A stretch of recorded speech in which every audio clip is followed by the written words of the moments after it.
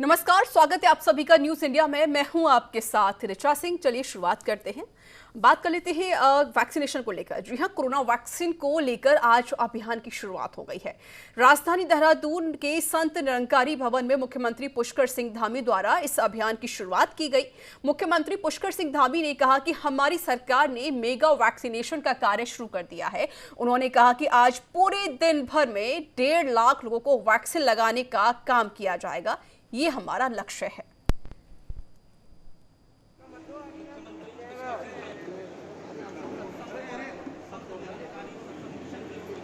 जिसका विधिवत उद्घाटन हमारे मुख्यमंत्री जी कर रहे हैं और हमने राज्य के सभी लोगों को आश्वस्त किया है कि 30 दिसंबर 2021 तक हम 100% लोगों पे वैक्सीनेशन का काम पूरा कर देंगे और ये देश का पहला राज्य होगा जो इसी साल 100% लोगों पे वैक्सीनेशन करा देगा। 1.5 लाख लोगों को वैक्सीन लगाई जाएगी और हमारा लक्ष्य है कि अगले दिसंबर तक सारे के सारे जो है प्रदेश के अंदर पूर्ण रूप से लोगों को पहली डोज लग जाए, पूरी तरह से वैक्सीनेशन हो जाए। उसके लिए देश के यशस्वी प्रधानमंत्री जी का मैं धन्यवाद करना चाहता हूँ, देश के यशस्वी प्रधानमंत्री नरेंद्र मोदी जी का, कि उन्होंने पर्याप्त मात्रा में हमारे यहाँ पर जो वैक्सीन कुछ कम मात्रा में आ रही थी उसको जो है अधिक कर दिया है और अब हमको जल्दी से जल्दी अपना लक्ष्य प्राप्त हो जाएगा। पुष्कर सिंह धामी ने वैक्सीनेशन अभियान की शुरुआत की, जहां 1.5 लाख लोगों को वैक्सीन लगाने का लक्ष्य रखा गया है।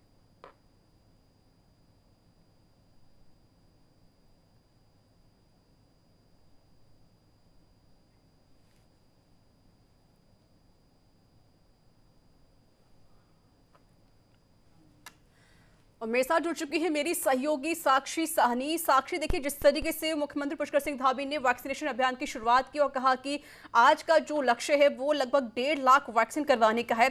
अब तक कितनी वैक्सीन हो चुकी है, कितने लोग वैक्सीनेटेड हो चुके हैं आज के लक्ष्य के हिसाब से? बिल्कुल रिचा, देखिए, जिस कदर जो है मुख्यमंत्री ने अगर बात करें तो कोविड-19 मेगा वैक्सीन कैंप का जो है शुभारंभ किया है, जिसके तहत जो भी लोग बच गए हैं 18 प्लस की अगर हम बात करें, जो भी लोग अभी ऐसे रह गए हैं जो स्लॉट की वजह से या फिर तमाम जो कारण हैं उनकी वजह से रह चुके हैं, उनको जो है ये वैक्सीनेशन अभियान में कहीं ना कहीं वो लाभार्थी होंगे। क्योंकि बहुत ज्यादा अगर देखें तो कुछ दिनों पहले ही स्लॉट्स की बुकिंग जो है करनी पड़ती थी और उसके बाद जो है स्लॉट मिलना ना मिलना वो भी मुश्किल हो जाता था। लेकिन अब जो है पर्याप्त मात्रा में जिस तरीके से उत्तराखंड में जो है वैक्सीन आ चुकी है, इसको लेकर अब मुख्यमंत्री ने ये जो कैंप है इसका शुभारंभ किया है। इसी दौरान जो है मुख्यमंत्री के साथ स्वास्थ्य निदेशक तृप्ति बहुगुणा भी मौजूद थी और सीएमओ मनोज उप्रेती भी मौजूद थे और उन्होंने भी साफ तौर पे कहा कि अब जो है वैक्सीनेशन कराना उतना ही सरल होगा जितना सरल जो है उसके लिए आप स्लॉट बुक करते थे ऑनलाइन, उसी हिसाब से। और आप खुद जो है जो जो सेंटर्स है वहां पे जाके सीधे तौर पे अपना आधार कार्ड लिंक करवा के वैक्सीन करवा सकते हैं और अपने आप को वैक्सीनेट करवा सकते हैं इस कोरोना से। और इसके अलावा जो है मुख्यमंत्री ने साफ तौर पे कहा है कि ज्यादा से ज्यादा लोगों तक जो है ये वैक्सीन पहुंचनी चाहिए और ये जागरूकता जो है पहुंचनी चाहिए। इसलिए मुख्यमंत्री ने लक्ष्य भी रखा है कि रोज जो है 1 लाख 1.5 लाख से के बीच में जो है लोग आए और अपनी वैक्सीनेशन की जो प्रक्रिया है उसको पूरा करें, चाहे वो फर्स्ट डोज हो या सेकेंड डोज हो। जी रिचा। साक्षी, देखिए, जिस तरीके से सरकार तो पूरी कोशिश कर रही है कि सभी लोग वैक्सीनेटेड हो जाएं और जो कोरोना है उस पर हम कंट्रोल पा सकें। अगर मैं बात करूं देहरादून की, तो फिलहाल वहाँ पे क्या कुछ स्थिति देखने को मिली है वैक्सीनेशन को लेकर? कितने लोगों ने वैक्सीन लगवाई है और कितने ऐसे सेंटर बनाए गए हैं जहाँ पर लोग पहुँच रहे हैं वैक्सीन के लिए? बिल्कुल रिचा, अगर उत्तराखंड की राजधानी देहरादून की बात करूं तो कह सकते हैं कि देहरादून में जो है पर्याप्त मात्रा में जो है लोग आ रहे हैं और अच्छी जागरूकता जो है देखी जा रही है लोगों के अंदर। क्योंकि देखिए, सोशल मीडिया के माध्यम से भी जो है वैक्सीन का प्रचार प्रसार बहुत जोरों से हो रहा है। वहीं अगर बात करें जिस हिसाब से, देखिए, उत्तराखंड भी नंबर 1 पायदान पे आया था कुछ दिनों पहले वैक्सीनेशन के मामले में, तो कह सकते हैं कि लोगों के अंदर जो है अच्छी खासी जागरूकता तो देखी जा ही सकती है रिचा। और साथ में ये भी देखा जा सकता है कि जो लोग अफवाह फैला रहे हैं उनको भी कहीं ना कहीं बॉयकॉट करने का काम जो है लोग कर रहे हैं। और अब जिस हिसाब से आज भी बहुत सारे लोगों ने जो है वैक्सीन की फर्स्ट डोज ली है, तो कह सकते हैं कि अब जो है लोग वैक्सीन को लेकर जो है कोई भी असमंजस में नहीं है। और अब आगे वाला आगामी जो समय आएगा उसमें कहीं ना कहीं कह सकते हैं कि उत्तराखंड में कोई ऐसा व्यक्ति शायद ही बचे जो वैक्सीनेट ना हो। जी साक्षी, क्या जो लक्ष्य आज रखा गया है वैक्सीनेशन को लेकर, तो क्या इस हर उम्र के, हर जो वर्ग के लोग वो पहुंचे हुए थे, चाहे वो 18 प्लस हो या फिर वो 45 प्लस हो? सभी पहुंचे हुए थे क्या वैक्सीन करवाने के लिए? देखिए ऋचा, ये जो वैक्सीनेशन कैंप लगाया था, जो ये मेगा कैंप है, ये 18 प्लस की आयु के लिए लगाया गया है, जिसके तहत जो 18 से लेकर 44 के बीच के जो भी लोग हैं उनको जो है वैक्सीन लगाई जाएगी। और इसके अलावा अगर बात करें तो अभी जो है फर्स्ट डोज वहां लगाई जा रही है और कुछ दिनों बाद जो है सेकेंड डोज की भी जो वहां पे तैयारी जोरों शोरों से है और वो शुरू हो जाएगी। तो कह सकते हैं ऋचा की अभी जो है जो युवा पीढ़ी है जो कहीं ना कहीं स्लॉट की बुकिंग के चलते जो है लगातार शिकायतें आ रही थी कि स्लॉट नहीं मिल पा रहे हैं, जो स्लॉट मिल रहे हैं उसमें गलत जो है वैक्सीन लगवाई जा रही है। इसके अलावा जो सेंटर बताए जा रहे हैं वो कहीं ना कहीं फुल हो जाते हैं, जब तक वहां पे स्लॉट बुक करके कोई पहुंचता है तब तक वैक्सीन जो है खत्म हो जाती है। ऐसी जो तमाम समस्या थी इसका सामना जो है अब युवाओं को नहीं करना पड़ेगा। अब कहीं ना कहीं लोगों को सीधे उसी सेंटर में जाना पड़ेगा और वहां जाके अपनी वैक्सीन लगानी पड़ेगी और बहुत ही सरल जो है ये प्रक्रिया हो जाएगी जनता के लिए, क्योंकि कहीं ना कहीं कह सकते हैं कि वैक्सीन जो है बहुत ज्यादा आवश्यक जो है हर किसी के लिए है, क्योंकि थर्ड वेव की अटकलें भी जो है लगातार लग रही है। ऋचा, बिल्कुल, देखिए जिस तरीके से जो तीसरी लहर है उसकी आने की संभावना यहाँ पर व्यक्त की जा रही है। चलिए साक्षी, आप मेरे साथ बनी रहिएगा। मेरे साथ जुड़ चुकी इस पर और अधिक बातचीत करने के लिए बीजेपी नेता है मेरे साथ सुनीता बोड़ाई, विद्यार्थी। सुनीता जी, स्वागत है आपका न्यूज इंडिया में। जी धन्यवाद मैम। सुनीता जी, देखिए लगभग 1.5 लाख का लक्ष्य यहाँ रखा गया है कि आज लोगों को वैक्सीनेट किया जाएगा। और सबसे बड़ी बात है कि जिस तरीके से युवा की संख्या है, इसको लेकर भी लगातार शिकायतें युवाओं की तरफ से आ रही थी कि हमको स्लॉट नहीं मिल पा रहा है, हमको वैक्सीन नहीं लग पा रही। लेकिन उनकी इस बात को देखते हुए, शिकायत को देखते हुए कहने के मुख्यमंत्री पुष्कर सिंह धामी ने ये पहल की और आज जो लक्ष्य रखा गया काफी सराहनीय कदम भी उठाया गया है। फिलहाल क्या कुछ प्रतिक्रिया आपकी तरफ से? जी मैम, देखिए भारतीय जनता पार्टी पूरे राज्य में जिस प्रकार से वैक्सीनेशन अभियान को लेके जन जन तक अपना मैसेज और संदेश का प्रचार प्रसार कर रही है, उस अभियान के तहत बहुत सारे लोग जो हैं वो जागरूक हुए हैं और बहुत सारे अन्य दलों के लोग भी जागरूक हुए हैं और अब जो है खुल के लोग वैक्सीनेशन के लिए आ रहे हैं, कैंप में अपना स्लॉट बुक करा रहे हैं। और मैं यहाँ पे बताना चाहूंगी कि हमारा जो इसी वर्ष जो हम दिसंबर माह के अंत तक उत्तराखंड का संपूर्ण टीकाकरण कर लिया जाएगा, ये हमारा संदेश सभी जनता को है और हम ये लक्ष्य लेकर चले हैं कि दिसंबर तक हम लोग जो है पूर्ण वैक्सीनेशन जो है प्रदेश का कर देंगे। इसके लिए भाजपा सरकार अत्यंत गंभीर और कमिटेड है।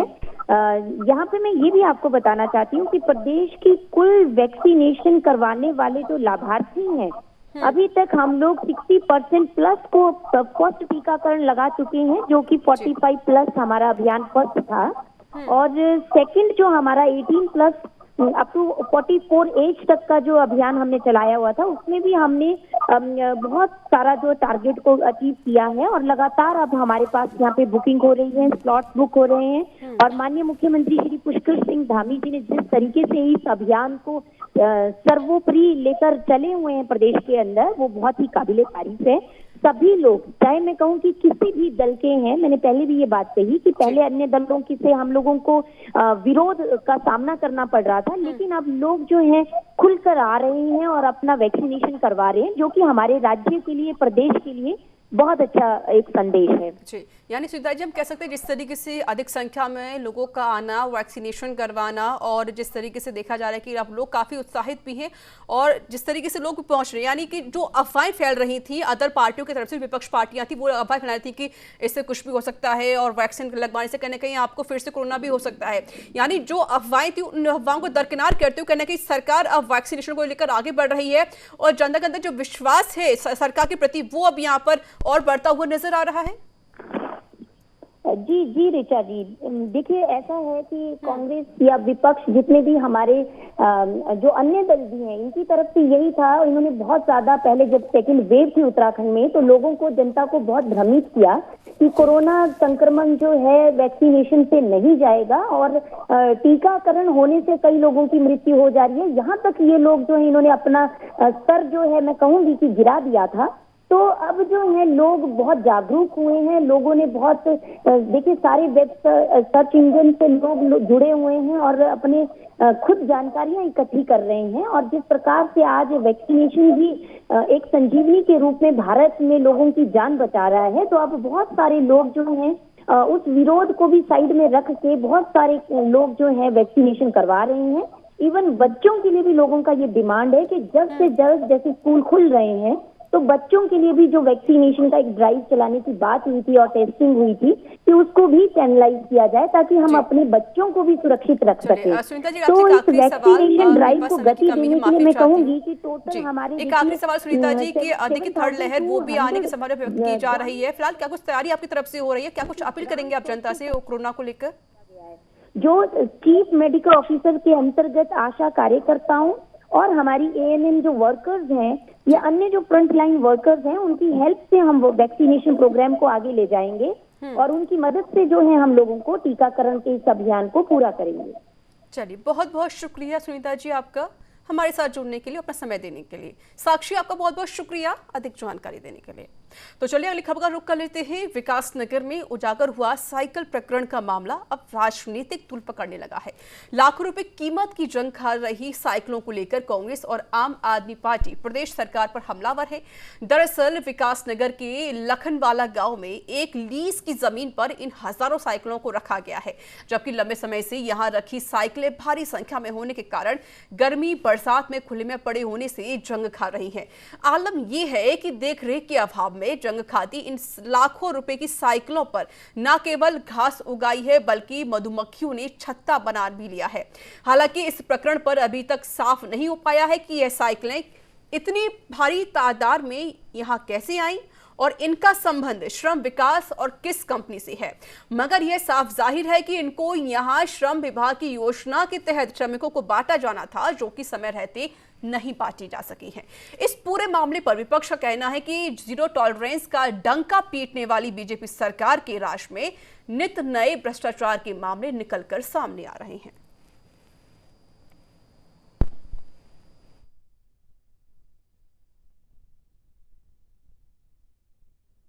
तो देखिए यहाँ पर जनता की पैसे की बर्बादी की जा रही है, जंग खा रही सारी साइकिलें, और जिस तरीके से इन साइकिलों के बीच में घास तक उगाई है, मधुमक्खियों ने छत्ता भी बना लिया है, लेकिन इन साइकिलों को अभी तक मजदूरों तक नहीं भेजा गया है।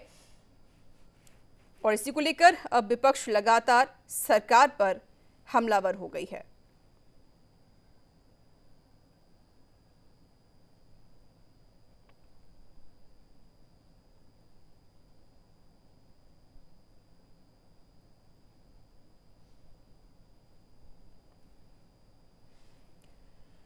तो देखिए यहाँ कोई सुध लेने वाला नहीं है, यहाँ कोई अधिकारी नहीं है, ये साइकिल क्यों खड़ी हैं और किस वजह से खड़ी, आखिर इन साइकिलों को क्यों नहीं बांटा गया है। हजारों की तादाद में यहाँ पर साइकिलें खड़ी हुई हैं। ऐसे ही मुझे सूचना मिली थी कि जो श्रम विभाग से जो मजदूरी कार्ड बने थे उनके द्वारा कुछ सामान आम जनता में वितरित करना था। उसका एक घोटाला पहले भी 6 महीने पहले उजागर हुआ था कि श्रम विभाग के जो उस समय मंत्री थे हरक सिंह रावत जी, उन्होंने एक साइकिल घोटाला किया हुआ है। जो साइकिलें बंटनी थी ये उन्होंने कहीं पर जब्त की हुई थी। तो लखनवाला से सूचना मुझे प्राप्त हुई कि खेतों में कुछ हजारों की संख्या में साइकिलें सड़ रही है। जब मैं वहां पर गई तो मुझे देख के बहुत ही आश्चर्य हुआ कि सच में वहां लगभग 10,000 साइकिल कीचड़ में धसी हुई थी। उनकी वो स्थिति कि उन पर जंग लगा हुआ था, टायर उनके सड़ चुके थे और उन पर लौकी और तोरी की बेल चढ़ी हुई थी। इसकी कोई जानकारी नहीं है, आप बता रहे तो मैं पता करता हूँ। बहरहाल मुझे इसकी कोई जानकारी भी नहीं है और पहली दफ़ा आप लोग बता रहे हैं। बहरहाल हमारे जो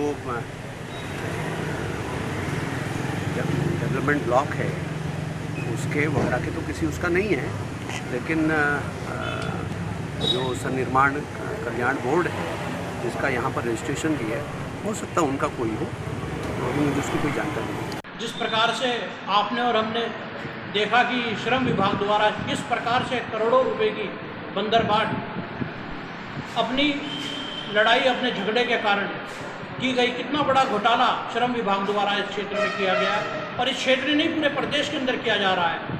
जिस प्रकार से लाखों रुपए की लागत की साइकिलें आज कबाड़ कर दी गई, उसी प्रकार से करोड़ों रुपए की लागत के राशन किटें और टूल किटें भी इसी प्रकार से खाद करने का काम इस सरकार।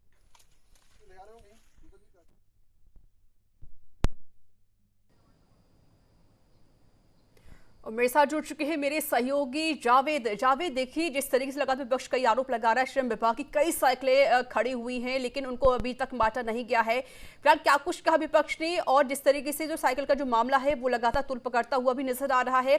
देखिए, एक काम होता है सरकार का, सरकार कोई योजना लेकर आती है तो उन साइकिलों को बांटा जाए, लेकिन देखिए जिस तरह की साइकिलें जो खड़ी है, कई समय बीत चुके हैं, साइकिलों में घास उगाई है, मधुमक्खी छत्ता बना लिया है, ये साइकिलें क्यों नहीं बांटी गई है, मजदूर तक क्यों नहीं पहुंची अभी तक?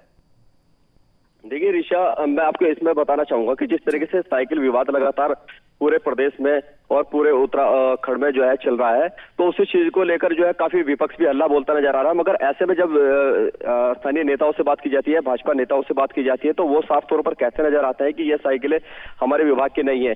मगर जो भूस्वामी जहां पर साइकिलें खड़ी इस टाइम पर मौजूद है, तो वो उनका भूस्वामी का साफ तौर पर यही कहना है कि ये जो है साइकिलें श्रम विभाग द्वारा जो है लाई गई थी। मगर ये आपको मैं ये भी बता दूं साथ के साथ, जो पिछले लॉकडाउन में केंद्र सरकार द्वारा जो है राशन वितरण की किट के बांटी गई थी लाभार्थियों को, मगर उन्हीं लाभार्थियों को साइकिल भी वितरण होना था। मगर ऐसे में अन्य विधायक का बच पाना या अन्य नेताओं का बच पाना, तो कहीं ना कहीं एक चिंता का विषय यही खड़ा होता है कि आखिरकार ये साइकिल है किसकी और गई कहाँ है साइकिल। क्लियर करिए, ये जो साइकिलें आई थी किस सरकार की थी? क्या ये कांग्रेस सरकार के टाइम पर आई हुई थी या फिर बीजेपी सरकार के टाइम पर आई हुई है?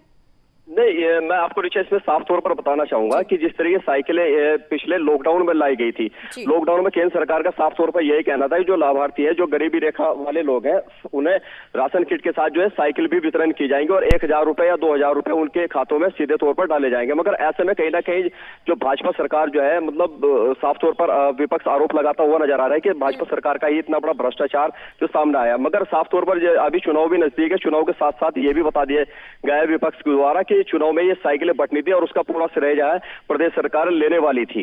जी ऋषा।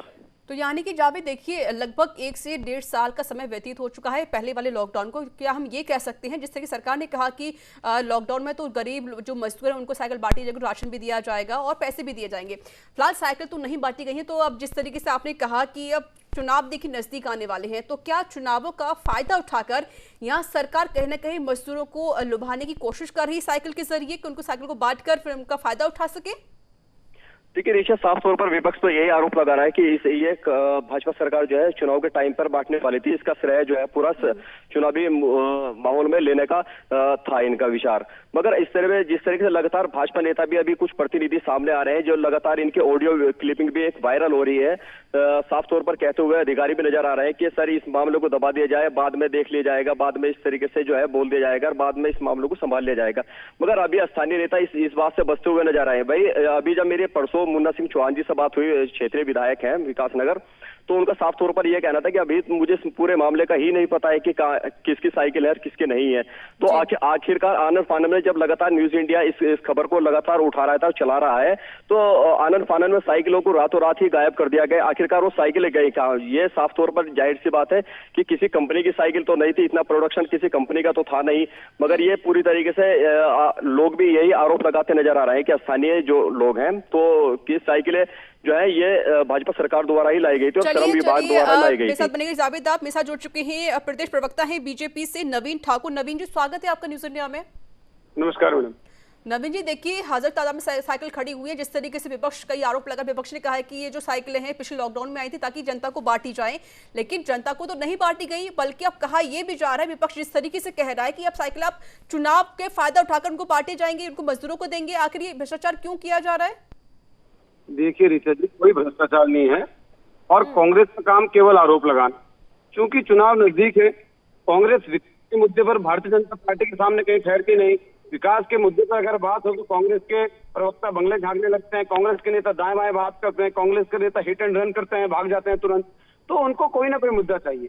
देखिए, कोरोना काल से पहले हमने सभी मजदूर भाइयों को साइकिलों के अलावा बहुत सारी जो है श्रम विभाग द्वारा उनको चाहे टूल किट्स हो, चाहे एक बात क्लियर कीजिए, ये साइकिल कब आई थी? मैं सिर्फ एक सवाल पूछूंगी आपसे नवीन जी, एक सवाल पूछूंगी, ये साइकिल कब आई थी बांटने के लिए? संबंधित औजार, अगर प्लम्बर थी तो उससे संबंधित किट, इस प्रकार का सामान जो है सभी मजदूर भाइयों को दिया गया था। पर चूंकि कोरोना काल 2020 में शुरू हो गया, बड़े कार्यक्रम नहीं हो सकते थे और मजदूरों को कोई भी कार्यक्रम हुआ तो 500-500 700 मजदूर एक साथ इकट्ठे आते थे। इस कारण ये साइकिलें बाहर रहेगी और जैसे कोरोना की अब सरकार जो है उनको व्यवस्थित तरीके से श्रमिकों के लिए साइकिल आई थी, श्रमिकों को ही बांटेंगे। तो इसमें भ्रष्टाचार कहाँ से हो सर गया? क्यों नहीं बांटी कांग्रेस को गई तो केवल है? विरोध सर, करने के लिए अगर विरोध करना साइकिल है। श्रमिकों के लिए आई थी तो क्यों नहीं बांटी गई? जब साइकिल उस समय आई थी बांटने के लिए, जब राशन बढ़ सकता है, कई आप रैलियां भी कर सकते हैं, तो साइकिल क्यों नहीं बांट सकते हैं मजदूरों को? देखिए क्या आप रीता चुनाव का जी, इंतजार कर रहे कोरोना थे? काल की पहली लहर और दूसरी लहर में कोई रैली नहीं उत्तराखंड में। नहीं सर, तो क्या आप चुनाव का और इंतजार कर रहे थे उस क्या दौरान कि चुनाव 50 आएंगे से तो ज्यादा साइकिलें 20,000 बांटेंगे, लोगों पे फायदा उठाएंगे इकट्ठा होने चुनाव पर के जरिए? प्रतिबंध था। तो इस कारण जो है कोरोना की लहर को देखते हुए और कोरोना कोविड नियमों का पालन करते हुए हमने कोई बड़ा कार्यक्रम आयोजन नहीं किया।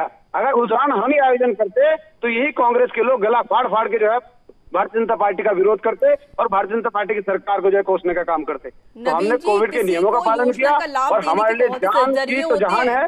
हमने ये नारा प्रधानमंत्री ने दिया था, पहले हमें अपनी जनता का ख्याल करना था, उनका का ख्याल करना था, बाकी कार्यक्रम बाद में होने।